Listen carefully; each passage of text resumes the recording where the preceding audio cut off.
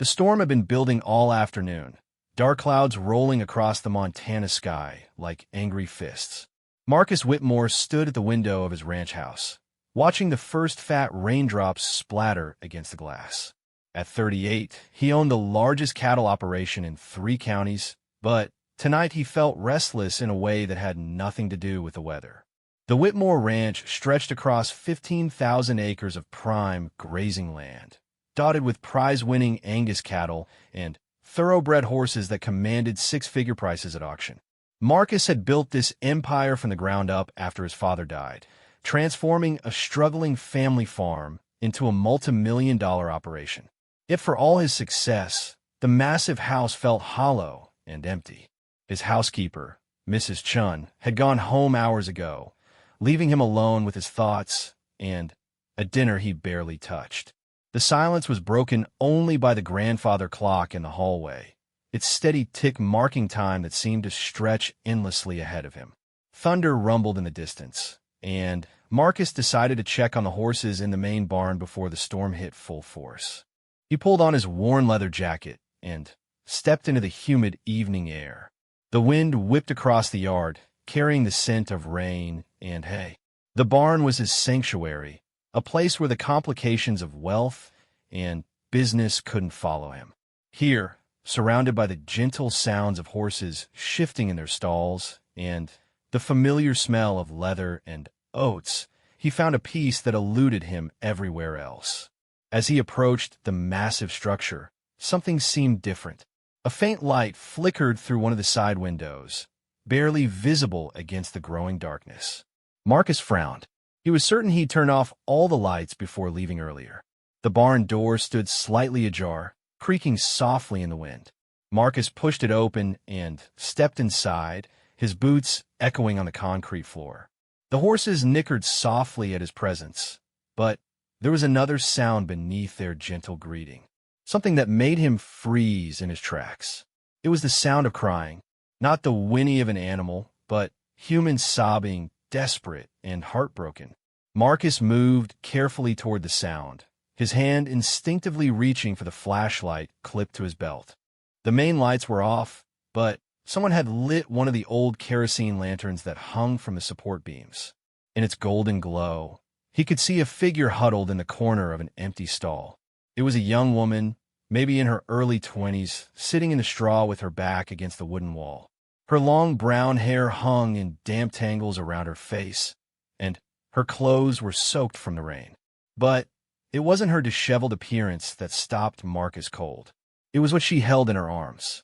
A baby, tiny and wrapped in a thin blanket that had seen better days.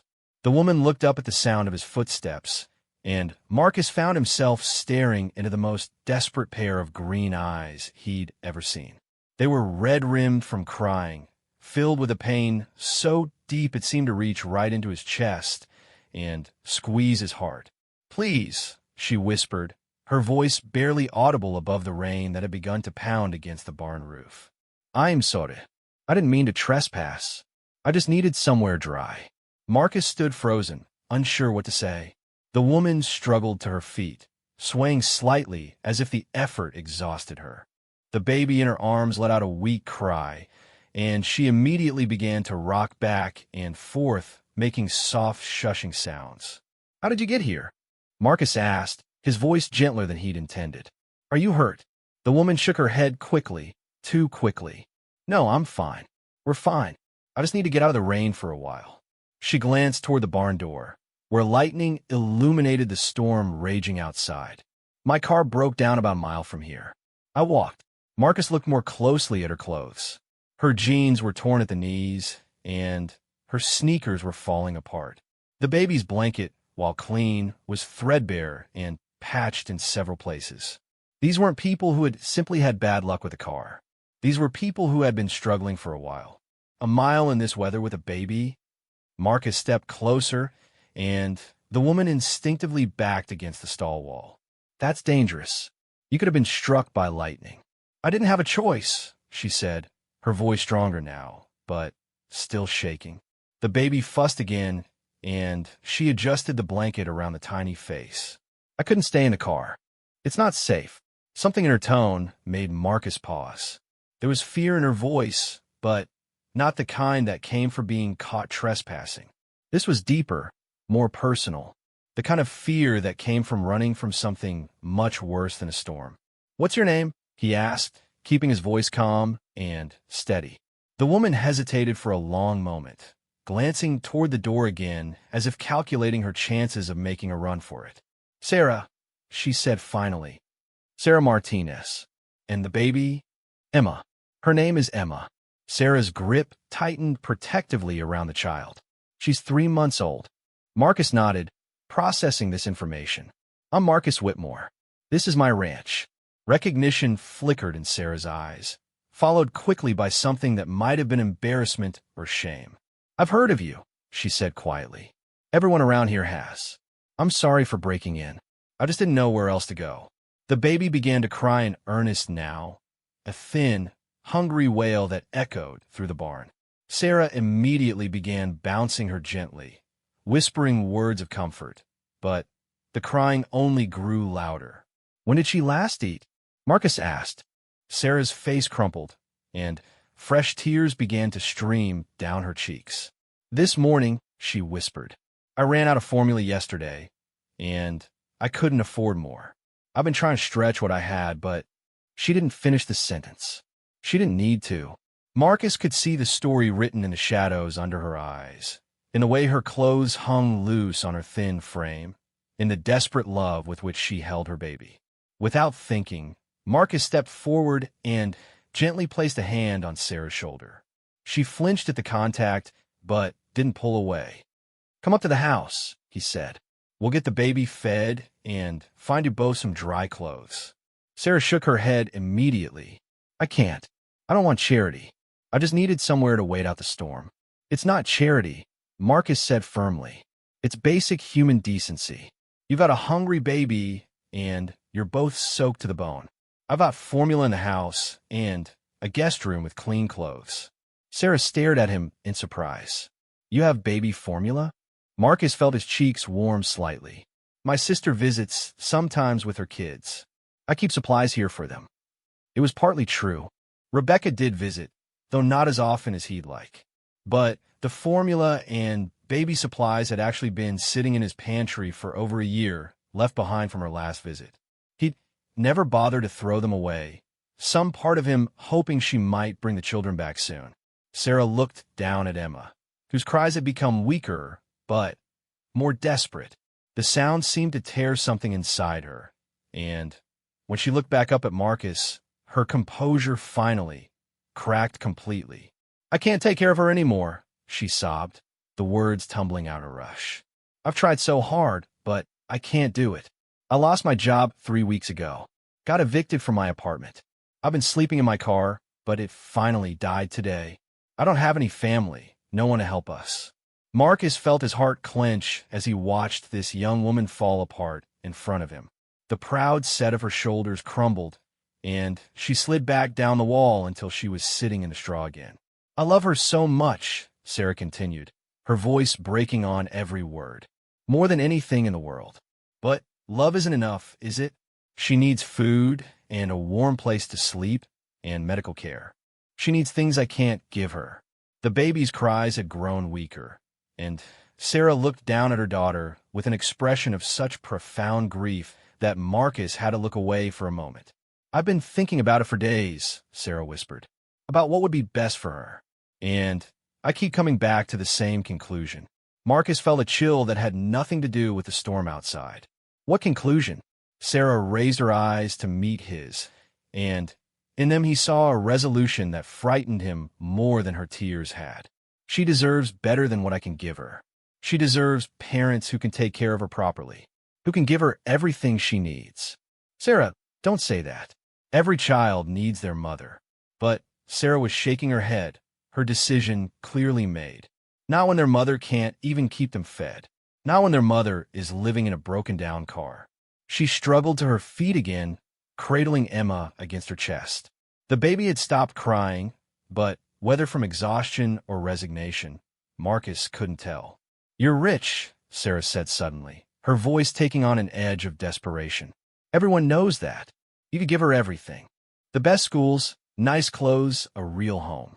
Marcus took a step back, suddenly understanding where this conversation was heading. Sarah, you're upset. You're not thinking clearly. I've never thought more clearly in my life, she said, moving toward him with Emma in her arms. You're a good man. I can see it in your eyes. You'd take care of her. You'd love her. Sarah, stop. But she kept coming, holding the baby out toward him like an offering. Take my baby, she pleaded, her voice cracking with desperation. Please, take her and give her the life I can't. Marcus found himself backing toward the barn door, his hands raised as if to ward her off. But Sarah followed, stumbling slightly in her urgency. I'm begging you, she said, tears streaming down her face. I know what I'm asking. I know it's crazy, but I'm out of options. I'm completely out of options. The storm chose that moment to unleash its full fury. Lightning split the sky outside the barn, followed immediately by a crash of thunder that seemed to shake the very foundations of the building. The power flickered and went out, leaving them in the uncertain glow of the kerosene lantern. In that golden light, with rain pounding on the roof above them and the wind howling through the gaps in the walls, Sarah held out her baby to a man she'd never met before and begged him to take her daughter away forever. Marcus stood frozen, staring at the tiny face visible in the tattered blanket. Emma's eyes were closed, her breathing shallow but steady. She was beautiful, with her mother's delicate features and a tiny rosebud mouth that moved slightly in her sleep. Sarah, he said quietly, you can't just give a baby to a stranger. You're not a stranger, she replied. You're Marcus Whitmore. Everyone in 3 counties knows you're a good man. They know you've donated millions to children's charities, that you've helped families in need. You're exactly the kind of person who should raise a child. Marcus shook his head. That's different. Writing checks is different from raising a child. But you could do it, Sarah pressed on. You have the resources, the stability. You could give her everything I can't. The baby stirred in her arms, making a small mewling sound that seemed to echo through the barn. Sarah looked down at her daughter, and for a moment her resolve wavered. She pressed a gentle kiss to Emma's forehead, whispering something too quiet for Marcus to hear. Then she looked back up at him, and her eyes held a steely determination that surprised him. I've thought about this for weeks, she said. I've considered every option. Foster care, adoption agencies, family services. But they all take time, and I don't have time. Emma's hungry now. She needs help now. There are programs, Marcus said weakly. Government assistance, food banks. Sarah laughed, but there was no humor in it. I've tried them all.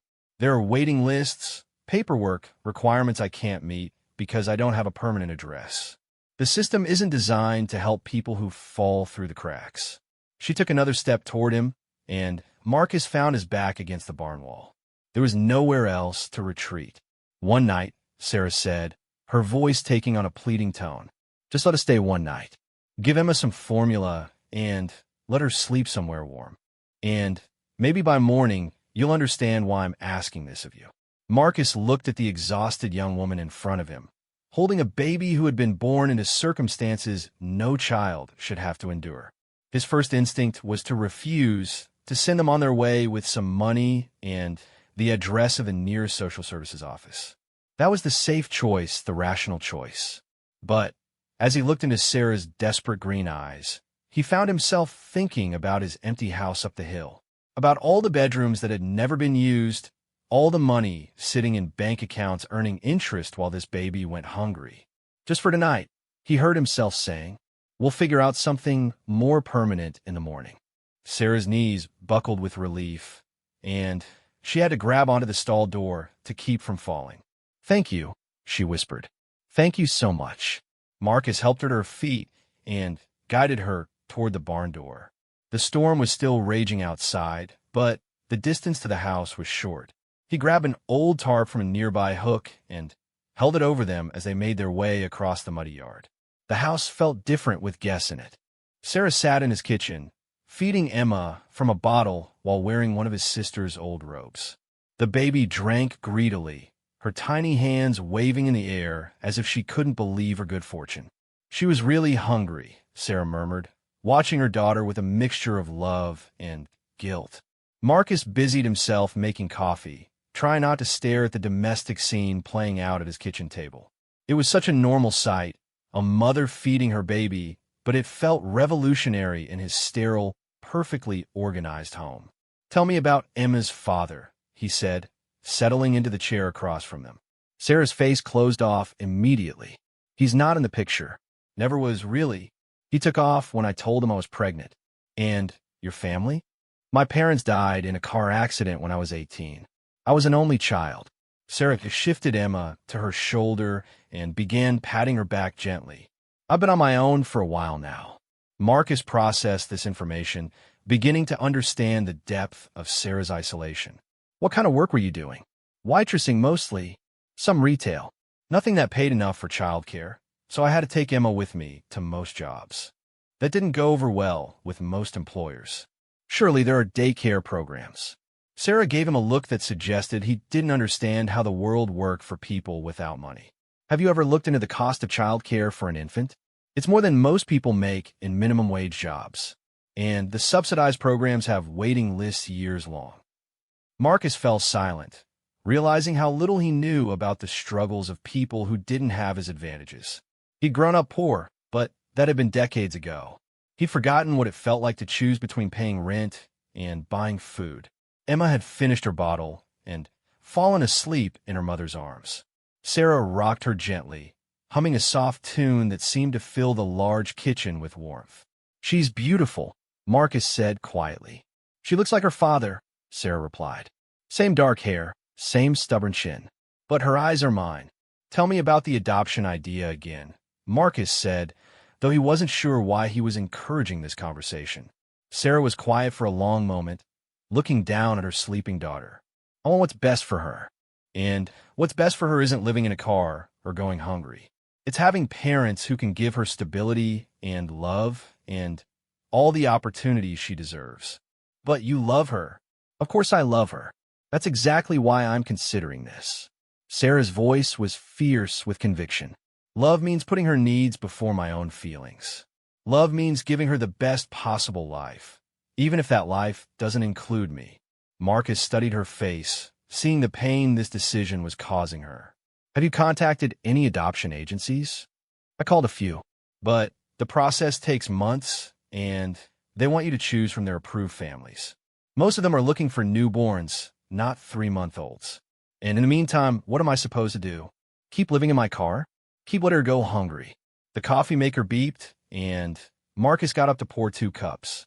He added cream and sugar to both, then slid one across the table to Sarah. "Why me?" he asked. "Even if you're determined to go through with this, why would you choose a complete stranger?" Sarah wrapped her hands around the warm mug, seeming to gather strength from its heat. "Because you're not a complete stranger. I know your reputation. I know you're a good man who helps people. And because you're successful enough to give Emma everything she needs. Success isn't the same as being a good parent. No, but it's a start. And like I said, I can see it in your eyes. You're kind.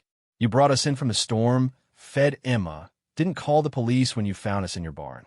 That tells me something about your character." Marcus sipped his coffee, trying to wrap his mind around what she was proposing. "This is insane. You realize that? People don't just hand their babies to ranchers they've never met. Desperate people do desperate things," Sarah said simply. "And I am very, very desperate." They sat in silence for a while, the only sounds the storm outside and Emma's soft breathing. Marcus found himself studying the baby, noting the way her tiny fingers curled around the edge of her blanket, the flutter of her eyelashes against her cheeks. "I wouldn't know the first thing about raising a baby," he said finally. "You'd learn. Everyone does. And you'd have help. Nannies, babysitters, whatever you need. Money opens doors that stay closed for people like me. It's not just about money. No, but money solves a lot of problems. It buys medical care when she's sick. It buys good food and safe housing and quality education. It buys opportunities one could never give her."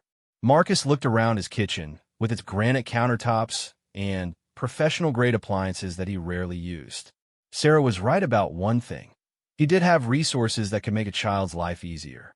But resources weren't the same as love, and love wasn't the same as knowing how to be a parent. I travel a lot for business, he said. I'm gone for weeks at a time sometimes. You could change that if you wanted to. You're your own boss. I don't know anything about babies. You'd learn. People have been raising children for thousands of years. It's not rocket science. Marcus laughed despite himself. Says the woman who's trying to give her baby away because she can't handle it. Sarah's face flushed, and for a moment he thought he'd gone too far. But then she smiled ruefully. Fair point. But my situation isn't about not knowing how to care for her. It's about not having the resources to care for her properly. Emma stirred in her mother's arms, making small sounds as she dreamed. Sarah adjusted the blanket around her, and Marcus caught a glimpse of the baby's perfect tiny hand. She'd grow up wealthy, Sarah continued. She'd have opportunities one could never dream of giving her. College, travel, the chance to pursue whatever interests her. She'd never have to worry about basic necessities. She'd also grow up without her mother. Sarah's composure cracked again, and tears spilled down her cheeks. I know. Believe me, I know what I'd be giving up.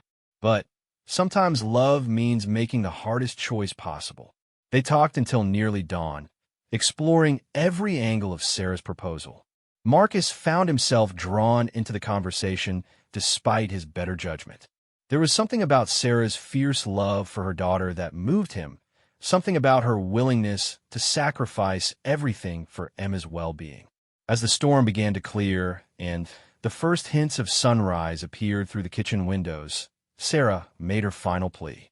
I'm not asking you to decide right now, she said. I'm asking you to consider it, to think about what Emma's life could be like here with you, and to think about what it will be like if I have to take her back out there. She gestured toward the window, where the gray light of dawn revealed a world still dripping from the night's rain. It looked cold and unwelcoming, a harsh place for a baby to grow up. 1 week, Sarah said. Let us stay for 1 week. Get to know Emma. See how it feels to have a child in your house. And if at the end of that week you decide you can't do it, I'll find another solution. Marcus stared at her, seeing the hope and desperation warring in her eyes. It was the most ridiculous proposal he'd ever heard. It was also, somehow, the most compelling. And if I say yes at the end of the week? He asked. What then? Sarah took a shaky breath. Then I sign whatever papers need to be signed, and I walk away.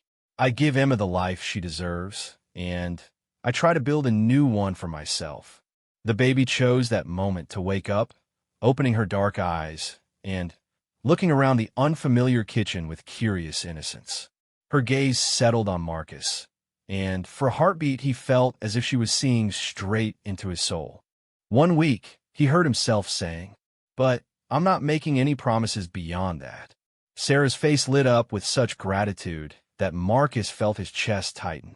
Thank you, she whispered. Thank you for giving us a chance. As he showed them to one of the guest bedrooms and helped Sarah settle Emma in a makeshift crib made from dresser drawers and soft blankets, Marcus wondered what he'd just committed himself to. In the space of a few hours, his quiet, orderly life had been turned completely upside down. But as he listened to Sarah humming softly to her daughter in the room down the hall, he found himself thinking that maybe, just maybe, upside down wasn't necessarily a bad thing. The first 3 days passed in a blur of sleepless nights and steep learning curves. Marcus had thought he understood what having a baby in the house would entail, but the reality was both more overwhelming and more rewarding than he'd imagined. Emma was a good baby, as babies went, but she still woke up every few hours demanding food or attention. Marcus found himself stumbling through the dark hallways at 2 in the morning, following the sound of crying to the guest room, where Sarah would already be up, walking the floor with her daughter. You don't have to get up, Sarah would whisper when she saw him in the doorway. I've got her. But Marcus found he couldn't just go back to sleep. Instead, he'd lean against the doorframe and watch as Sarah rocked Emma back to sleep, humming the same soft tune she'd been singing that first night. There was something peaceful about those quiet moments, something that made his large house feel less empty. During the day, he tried to maintain his normal routine, but it proved impossible. Conference calls were interrupted by Emma's cries from downstairs. Business dinners had to be rescheduled because he found himself reluctant to leave the house. His assistant, Janet, noticed the change immediately. "Are you feeling all right, Mr. Whitmore?" she asked during a video conference on the third morning. "You seem distracted." Marcus glanced toward the kitchen, where he could hear Sarah talking softly to Emma while she prepared the baby's bottle. "Just tired," he said. "Haven't been sleeping well." It wasn't entirely untrue, but the sleeplessness wasn't bothering him as much as it should have. There was something energizing about having other people in the house, about waking up to the sounds of life happening around him. Mrs. Chun, his housekeeper, was another matter entirely. She'd arrive on Tuesday morning to find baby supplies scattered across the kitchen counter and a young woman she'd never seen before sitting at the breakfast table. "Mr. Whitmore," she called, her voice carefully neutral. "Could I speak with you, please?" Marcus had explained the situation as best he could without revealing Sarah's ultimate plan. Mrs. Chun had listened with the poker face that came from 30 years of working for wealthy families, but he could see the questions in her eyes. "They're my guests," he'd said firmly. "Please make sure they have everything they need." Mrs. Chun had nodded and gone about her work without comment, but Marcus caught her watching Emma with a soft expression when she thought no one was looking. By the third day, she was making fresh baby food from scratch and had rearranged the guest room to be more baby-friendly. Sarah seemed to bloom in the comfort and security of the house. The dark circles under her eyes began to fade, and she gained back some of the weight she'd clearly lost during her time of struggle. She was an excellent mother, attentive and loving without being overprotective. She sang to Emma constantly, made up silly games to make her laugh, and seemed to anticipate the baby's needs before Emma herself knew what she wanted. Watching her with Emma made Marcus's chest ache in ways he didn't fully understand. It also made what she was proposing seem even more unthinkable. On Thursday morning, he found Sarah in the living room, sitting by the big-picture window that overlooked the pastures. Emma was in her arms, wide awake and staring out at the horses grazing in the distance. "She likes watching them," Sarah said when she noticed Marcus in the doorway. "I think she can see the movement even if she can't focus on details yet." Marcus joined them by the window, settling into the chair across from the sofa. "How are you doing?" "Really?" Sarah was quiet for a moment, her attention seemingly focused on Emma's tiny hand, which had found its way to her mouth. "Better than I have in months," she said finally. "It's amazing what a few good nights of sleep and regular meals can do. And you're still serious about your proposal?" The question hung in the air between them. Sarah continued to rock Emma gently, but Marcus could see the tension that crept into her shoulders. "More serious than ever," she said quietly. "Being here, seeing how different Emma's life could be, it only confirms what I already knew. This is what she deserves." Marcus studied the baby, who had fallen asleep against her mother's chest. In just a few days, Emma seemed to have grown more alert, more responsive. She was putting on weight too, her cheeks filling out and her tiny limbs growing stronger. "She's attached to you," he said.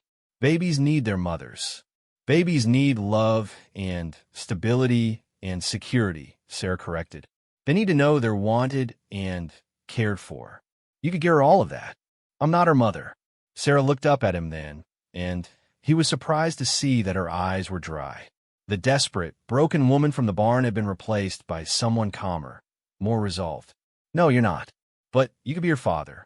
And for what I've seen this week, you'd be a good one." Marcus felt his cheeks warm. "I don't know what you mean. I mean the way you check on her at night, even though I've told you I can handle it. I mean how you've rearranged your schedule so you can be here during the day. I mean how you bought her new clothes without being asked, and how you spent an hour yesterday teaching her to grip your finger." He had done all those things, Marcus realized, without really thinking about it. He'd begun to structure his days around Emma's needs. Business calls were scheduled during her nap times. He'd found himself rushing home from errands to see if she was awake. "It's temporary," he said. It's easy to play house when you know it's only for a week. Is it? Sarah asked. Because from where I sit, it doesn't look like playing. It looks like you're already halfway to loving her. The words hit closer to home than Marcus was comfortable admitting. There was something about Emma that had gotten under his skin, some combination of her innocence and vulnerability that brought out protective instincts he hadn't known he possessed.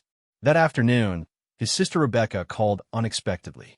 Marcus almost didn't answer, knowing that explaining the current situation would be complicated. But Rebecca was persistent, and eventually he picked up. "Marcus, I'm so glad I caught you. Listen, Tom and I are thinking of coming out for a long weekend next month. Would that work?" Marcus glanced toward the kitchen, where Sarah was giving Emma a bath in the sink. The baby was laughing at the warm water, her joy infectious even from a distance. "Actually, Rebecca, I should probably mention that I have house guests right now. A young woman and her baby." The silence on the other end of the line stretched long enough that Marcus wondered if the call had dropped. "House guests," Rebecca said finally. "What kind of house guests?" "The kind who needed help. It's temporary." "Marcus, you never have house guests. You barely tolerate it when Tom and I visit. What's really going on?" There was no hiding anything from Rebecca. She'd been reading him like a book since they were children, and apparently distance and years hadn't changed that. "It's complicated," Marcus said, walking into his study and closing the door. "I found them in the barn during the storm the other night. The woman, Sarah, she was in a desperate situation. No money, no place to go, baby to feed. So you brought them home. That's very generous of you. But surely there are social services that could help." Marcus rubbed his forehead, feeling a headache building. "It's more complicated than that." He found himself telling Rebecca the whole story, from finding Sarah and Emma in the barn to the impossible proposal she'd made. His sister listened without interrupting, though he could hear her sharp intake of breath when he got to the part about adoption. "Marcus," she said when he finished, "please tell me you're not seriously considering this." "I don't know what I'm considering. You can't just adopt a baby because you feel sorry for its mother. That's not how this works." "I know that. Do you? Because it sounds like you're getting emotionally involved in a situation that's way over your head." Marcus looked out the study window, toward the pastures where his horses grazed. "Maybe I am." "Marcus, you've never wanted children. You've told me that repeatedly over the years." "I know what I've said." "Then what's changed?" Marcus was quiet for a long moment, trying to put his feelings into words. "I don't know. Maybe nothing's changed. Maybe I just never had the opportunity to really think about it before. This isn't an opportunity. This is a crisis situation, and you're letting your hero complex get the better of you." "My hero complex?" "You know what I mean. You've always been the one to fix things, to solve problems, to rescue people. But you can't rescue everyone, Marcus. And you definitely can't rescue someone by adopting their baby." After he hung up with Rebecca, Marcus sat in his study for a long time, thinking about what she'd said. Was that what this was about? Some misguided attempt to play savior? He was still mulling it over when Sarah knocked on the door. "Come in," he called, and she entered carrying Emma, who was now dressed in one of the new outfits he'd bought. "I want to talk to you about something," Sarah said, settling into the chair across from his desk. "I've been thinking about our arrangement, and I want to make sure you understand that I'm not trying to manipulate you." "What do you mean?" "I mean, I know how this must look. Young woman in trouble shows up with a baby and conveniently has a solution that involves a wealthy man taking responsibility. I know it could seem like a con." Marcus studied her face, seeing the earnestness there. "Is it?" "No. God, no. If I were trying to con someone, I'd be asking for money, not trying to give away the most precious thing in my life." Emma chose that moment to let out a happy squeal, reaching her tiny hands toward the light streaming through the window. Sarah smiled down at her daughter, and Marcus saw the pure love in her expression. "I've been thinking about alternatives," Sarah continued. "Ways to make this work that don't involve asking such a huge thing of you." "What kind of alternatives?" "Well, you could help me find a job. Maybe something here on the ranch that would come with housing. I could work for you and still be Emma's mother." The idea had obvious appeal, and for a moment Marcus felt relieved. But Then the practical considerations began to pile up in his mind. What kind of work could you do here? He asked. Most ranch work requires experience you don't have. I could clean, cook, do administrative work. I'm good with computers. I could help with bookkeeping or correspondence. Sarah, I already have Mrs. Chun for cleaning and a bookkeeper in town. I don't really need administrative help. Then I could learn ranch work. People do it all the time. Marcus looked at her slight frame, thinking about the physical demands of working with cattle and horses. It's not that simple. And even if it was, what about Emma? You can't take a baby out to check fences or move cattle. Sarah's face fell, and Marcus could see her working through the same obstacles he'd already identified. There has to be something, she said desperately. Some way to make it work that doesn't involve separating us. Sarah, Marcus said gently, even if I could create a job for you, is that really what you want? To be dependent on my charity?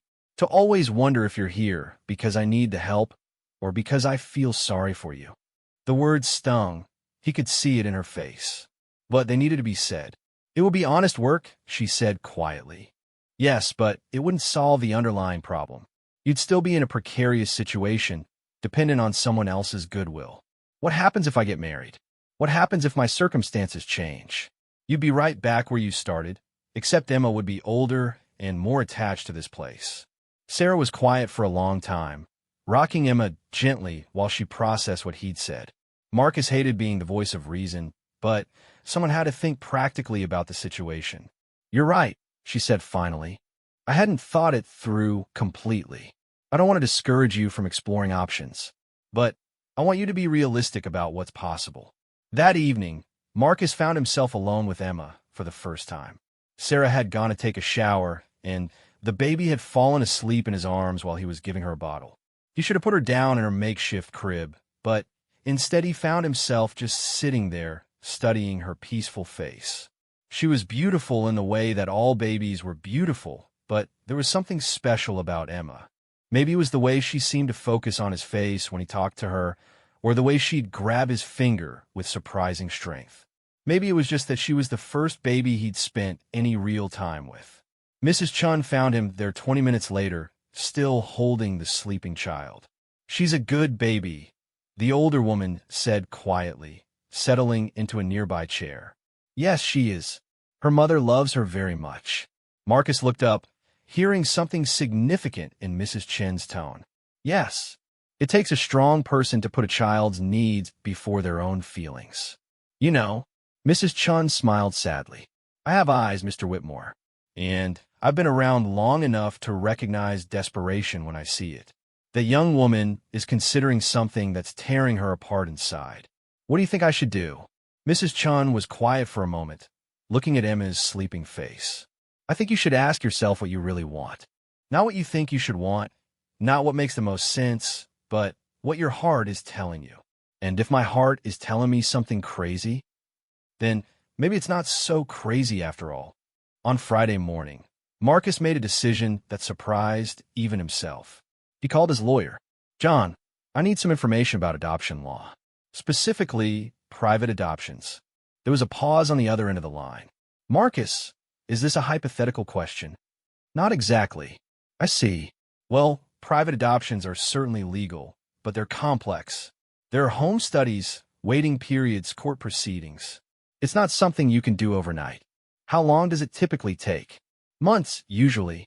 Sometimes longer. Why don't you tell me what's really going on? Marcus found himself explaining the situation once again, though he left out some of the more emotional details. John listened with professional detachment, asking clarifying questions about Sarah's circumstances and Emma's father. Marcus, John said when he finished, this is highly irregular. Adoptions through agencies exist for good reasons. There are safeguards in place to protect everyone involved. Understand that. But what if all parties are in agreement? What if the mother genuinely wants this? Even so, there are procedures that have to be followed. Background checks, psychological evaluations, home studies. The courts have to be involved. And there's always the possibility that the birth mother could change her mind, even after papers are signed. The conversation left Marcus feeling more confused than ever. What Sarah was proposing wasn't just emotionally complicated, it was legally complex as well. That afternoon, he found Sarah in the nursery that Mrs. Chan had quietly set up in one of the spare bedrooms. She was changing Emma's diaper, talking to her daughter in the sing-song voice that mothers seem to instinctively use. "I call my lawyer today," Marcus said from the doorway. Sarah's hand stilled for a moment, then continued with the diaper change. "And he says adoption is complicated. Lots of legal hoops to jump through. But it's possible. It's possible. But it would take months, not days. And there are no guarantees." Sarah finished with the diaper and picked Emma up, holding her against her shoulder. "I expected that. I'm not naive about how these things work. Sarah, I have to ask you something, and I want you to be completely honest. Okay, is this really what you want? Or are you just so desperate that you're willing to consider anything?" Sarah carried Emma to the window, looking out at the ranch that stretched to the horizon. "Both," she said quietly. "I am desperate, but that doesn't make this wrong. Sometimes desperation forces us to see clearly, to cut through all the excuses and wishful thinking." She turned back to face him, and Marcus was struck again by the change in her. The broken woman from the barn had been replaced by someone who'd found her strength in the most unlikely place. "I've had 4 days to watch you with Emma," she continued. 4 days to see how you are with her, how this place could be your home. And I've had 4 days to really think about what my love for her means. And I know that real love sometimes means letting go. I know that what I want and what's best for Emma aren't the same thing." Emma had fallen asleep against her mother's shoulder, lulled by the gentle rocking motion. Sarah looked down at her with an expression so tender it made Marcus's chest ache. "Tomorrow is our last day," she said, "and I need to know what you've decided." Marcus felt the weight of the decision settling on his shoulders. In just 24 hours, he would have to choose between sending them away and committing to the most life-altering decision he'd ever made. "I'll let you know tomorrow," he said. That night, Marcus couldn't sleep. He found himself wandering through the house, thinking about how different it felt with Sarah and Emma there. The kitchen smelled like the baby soap Mrs. Chun had bought. There were bottles drying on the counter and tiny clothes folded neatly in a basket. The house felt lived in for the first time in years.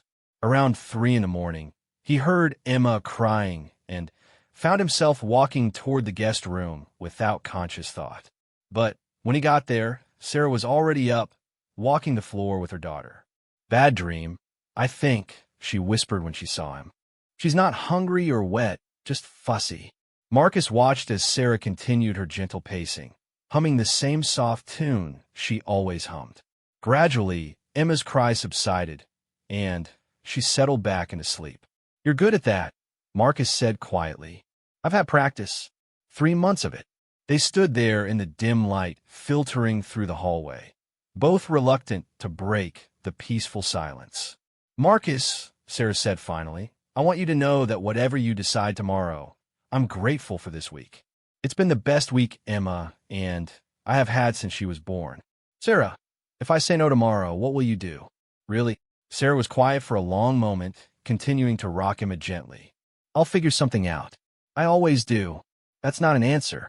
It's the only answer I have. I'll go back to the drawing board, explore other options. Maybe there's an agency that can help faster than I thought. Maybe there's some program I haven't heard of." Marcus heard the uncertainty in her voice, the doubt that she was trying to hide. They both knew the chances of her finding a better solution were slim. And if there isn't, Sarah looked down at her sleeping daughter, and when she looked back up, her eyes were bright with unshed tears. "Then, I'll keep trying until I find something. Because giving up isn't an option." The next morning came too quickly and not quickly enough. Marcus woke early and went for a long ride across his property, trying to clear his head before the conversation that would change everything. The ranch looked different to him now, seen through the lens of the past week.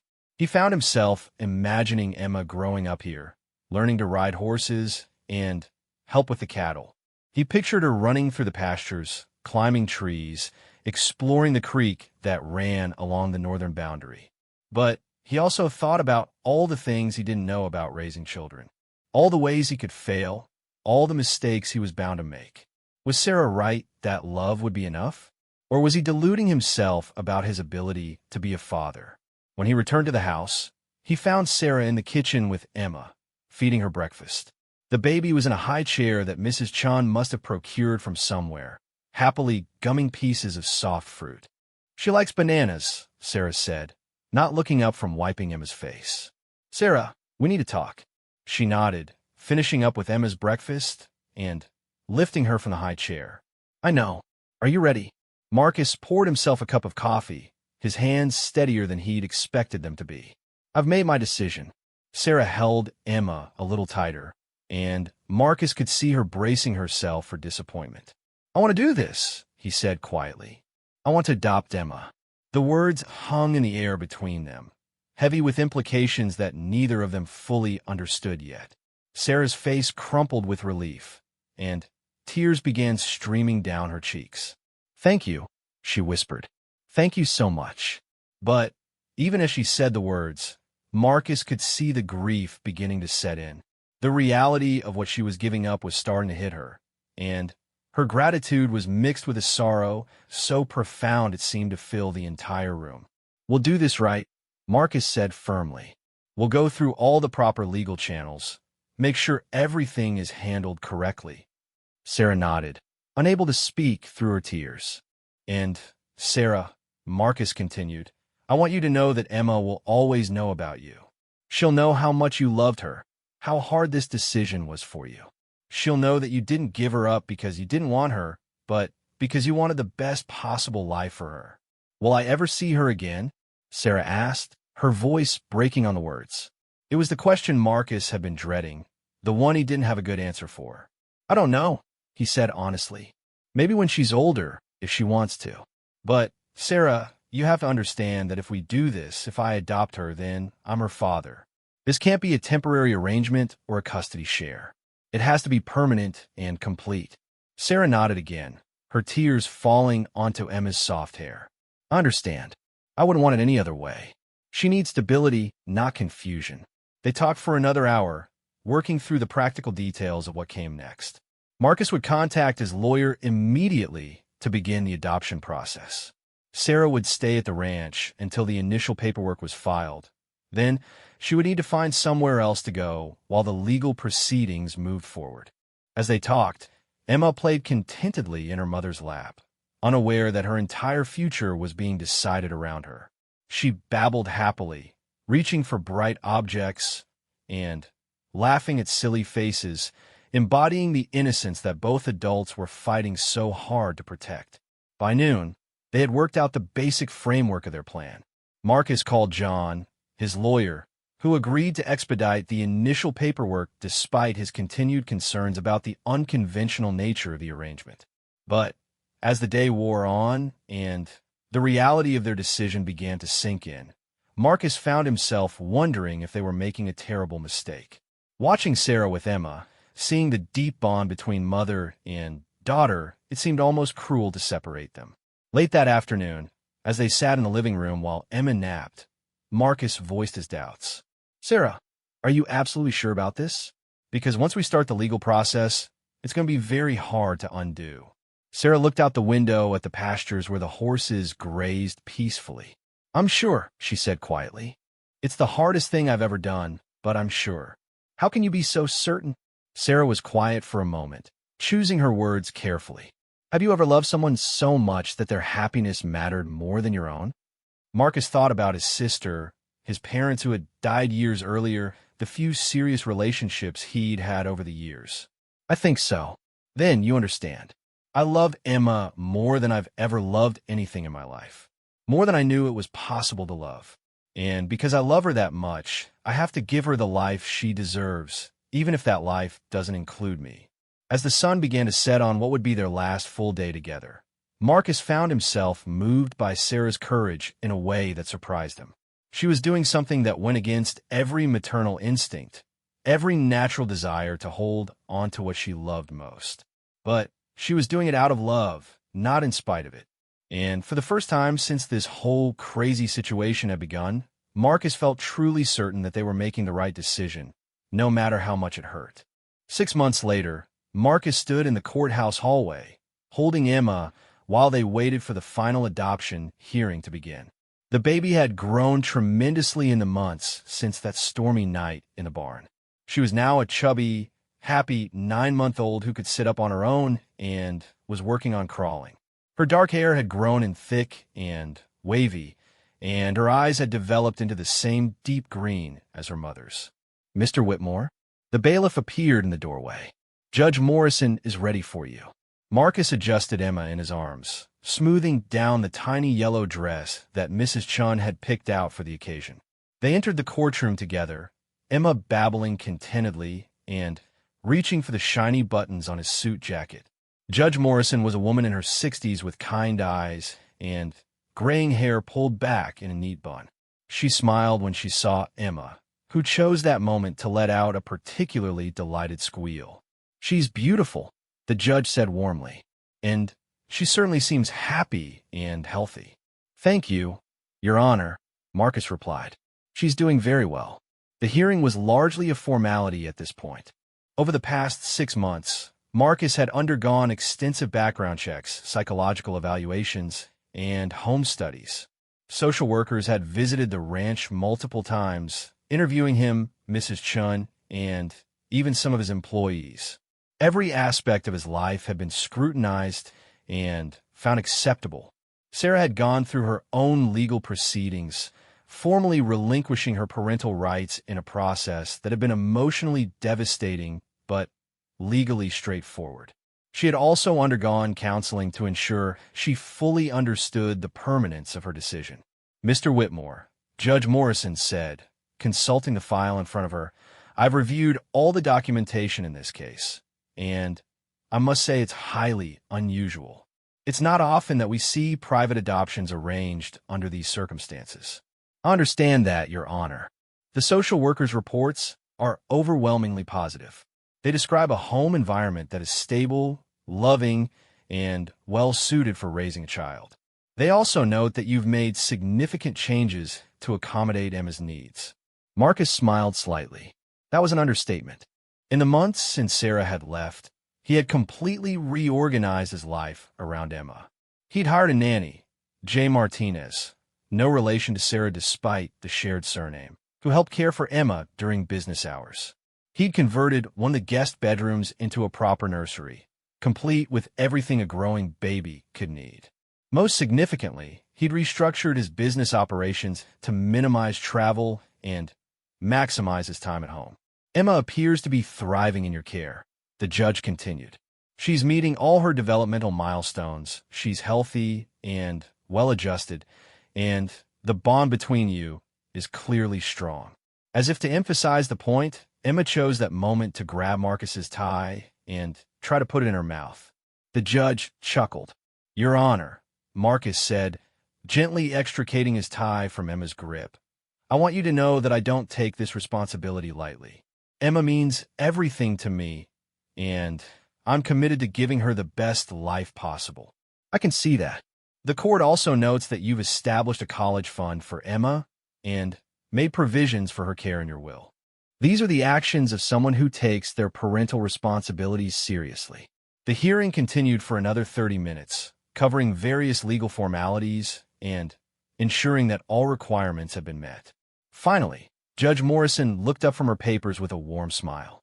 "Mr. Whitmore, it is the finding of this court that the adoption is in the best interests of the child. I hereby grant your petition to adopt Emma Martinez, who will henceforth be known as Emma Whitmore." Marcus felt a surge of emotion so strong it nearly overwhelmed him. After months of legal proceedings and uncertainty, it was finally official. Emma was his daughter. "Congratulations," Judge Morrison said. "I wish you and Emma all the happiness in the world." As they left the courthouse, Marcus held Emma a little tighter, still processing the magnitude of what had just happened. The baby seemed oblivious to the significance of the day, more interested in the colorful leaves blowing across the courthouse steps. "We did it, sweetheart," Marcus whispered to her.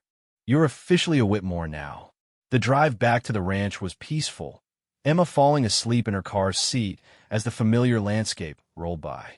Marcus found himself thinking about Sarah, as he did more often than he cared to admit. According to John, his lawyer, she had moved to Denver and was working in a restaurant while taking night classes to become a certified nursing assistant. She was rebuilding her life, just as she'd said she would. They'd had no contact since she'd left the ranch 6 months ago. It had been her choice, part of her determination to make a clean break for Emma's sake. Marcus had her contact information, carefully preserved in a safety deposit box along with Emma's adoption papers and other important documents. Someday, when Emma was older, she might want to know more about her birth mother. But for now, Sarah remained a carefully maintained distance away. Back at the ranch, Mrs. Chun was waiting with a small celebration dinner. She'd prepared all of Marcus's favorite foods and had even gotten a tiny cake decorated with pink and yellow roses. "How did it go?" she asked as they came through the door. "It's official," Marcus said, beaming. "Meet Emma Whitmore." Mrs. Chin clapped her hands together in delight, then immediately reached for Emma, who went to her willingly. In the months since Sarah's departure, Mrs. Chun had become like a grandmother to Emma, doting on her and spoiling her in ways that Marcus pretended to disapprove of. "Such a big day for such a little girl," Mrs. Chun cooed, bouncing Emma gently. "Your daddy must be so proud." The word daddy still sent a thrill through Marcus every time he heard it. For the first few months, he felt like he was playing a role, pretending to be a father until he figured out how to actually become one. But somewhere along the way, the pretending had become reality. He was Emma's father now, not just legally, but in every way that mattered. That evening, after Emma had been fed, bathed, and put to bed, Marcus sat in the living room with a glass of wine, reflecting on the journey that had brought them to this point. The house felt different now, filled with the sounds and smells of a child. There were toys scattered across the floor, Emma's high chair at the kitchen table, and family photos starting to accumulate on the mantelpiece. His phone rang, interrupting his thoughts. It was Rebecca, calling from California where she and her family lived. "Marcus, how did the hearing go?" "It's done," he said, unable to keep the smile out of his voice. "Emma is officially my daughter." "Oh, Marcus, I'm so happy for you both." "Tom, and I've been thinking about you all day." Rebecca had been skeptical at first, worried that Marcus was making an impulsive decision he'd later regret. But during her visits over the past 6 months, she'd watched him transform from a confirmed bachelor into a devoted father. Her concerns had gradually given way to admiration and support. "How are you feeling?" she asked. Marcus considered the question. "Grateful," he said finally.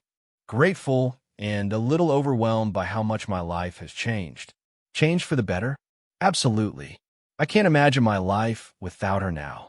It was true. Emma had brought a joy and purpose to his life that he hadn't even realized was missing. Every morning began with her happy babbling from the nursery. Every evening ended with bedtime stories and lullabies. His days were structured around her needs, and far from feeling constraining, it felt liberating to have such a clear sense of priority and purpose. "Have you heard anything from her birth mother?" Rebecca asked gently. "No, and that's for the best. Sarah made the right choice for all of us by making a clean break." But even as he said it, Marcus felt a pang of sadness. He'd often wondered how Sarah was doing, whether she was happy, whether she ever regretted her decision. He hoped she'd found peace with her choice, but he suspected the grief of losing Emma was something she'd carry forever. 1 year after that stormy night in the barn, Emma took her first steps. Marcus was in his office, trying to catch up on paperwork while she played on the floor nearby, when he heard Mrs. Chun let out a shriek of excitement from the kitchen. "Mr. Whitmore, come quickly." He rushed into the kitchen to find Emma standing unsteadily in the middle of the room, a look of intense concentration on her face. Mrs. Chun was kneeling a few feet away with her arms outstretched. "Come to Grandma Chun," she cooed. "You can do it." Emma took one wobbly step forward, then another. Her face lit up with triumph as she realized what she was accomplishing, and She let out a delighted laugh before taking 2 more steps and falling into Mrs. Chen's waiting arms. "Did you see that?" Mrs. Chen exclaimed. "She walked. Our little Emma walked." Marcus felt tears prick his eyes as he watched Emma clap her hands in excitement, clearly proud of her accomplishment. These were the moments he treasured most, the everyday milestones that marked Emma's growth and development.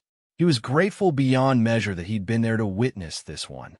As Emma's second birthday approached, Marcus found himself thinking more frequently about her origins and the remarkable woman who had given her life. Emma was talking now, stringing together simple sentences and showing a personality that was curious, affectionate, and surprisingly determined. She had Sarah's stubborn streak, he realized, though channeled into more positive directions like insisting on feeding herself or demanding to help with simple household tasks. The ranch had become Emma's playground.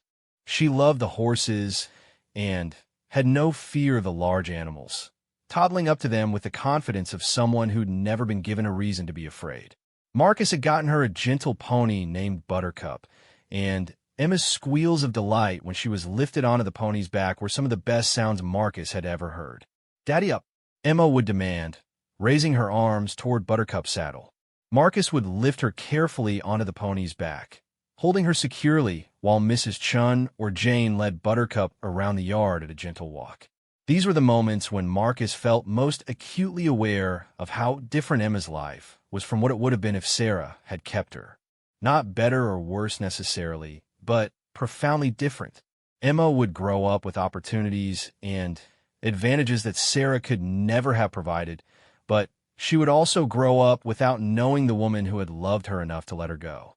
On Emma's second birthday, Marcus threw a small party with Mrs. Chun, Jane the nanny, and a few of the ranch hands who had become like family. Emma wore a frilly pink dress and a tiny cowboy hat that Mrs. Chun had bought specially for the occasion. She was delighted with the attention and the presents, especially a rocking horse that quickly became her favorite toy. As he watched Emma laugh and play, surrounded by people who loved her, Marcus felt a deep sense of contentment. This was what family looked like, he realized. Not the traditional nuclear family he'd grown up with, but a chosen family built on love and commitment rather than blood relations. That evening, after Emma had been put to bed, Marcus sat in the nursery, watching her sleep. She lay on her back with her arms flung over her head, her dark hair curled against the pillow. She looked so peaceful, so secure in the knowledge that she was loved and safe. "I hope your mother knows how happy you are," he whispered to her sleeping form. "I hope she knows that she made the right choice."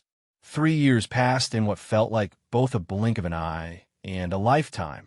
Emma grew from a toddler into a preschooler, full of questions about everything she saw.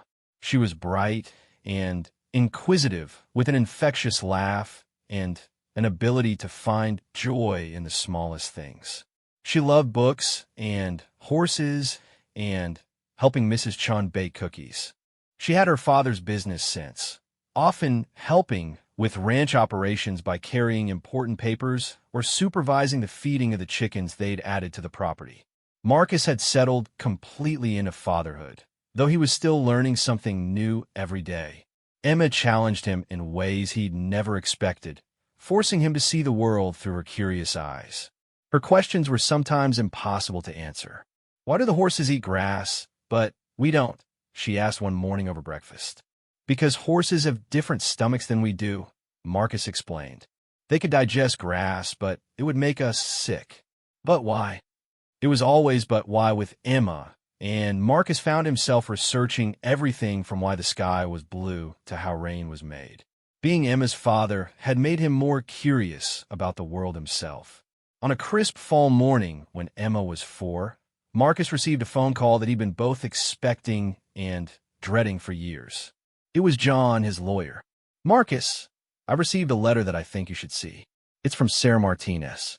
Marcus felt his heart skip a beat. "What kind of letter?" "She's asking if she can send Emma a birthday card. She wants to know if Emma is happy and healthy, but she's not asking for contact or visitation. Just permission to send a card." Marcus was quiet for a moment, processing this unexpected development. In all the years since the adoption, Sarah had maintained her promise to stay away. This was the first time she'd reached out in any way. What does she say in the letter? It's brief. She says she thinks about Emma every day and hopes she's growing up happy and loved. She says she doesn't want to disrupt Emma's life, but she wanted to acknowledge her birthday in some small way. Marcus looked out the window to where Emma was playing with Buttercup, her laughter carrying across the yard. She was so confident, so secure in her world. Would receiving a card from her birth mother confuse her? Would it raise questions she wasn't ready to handle?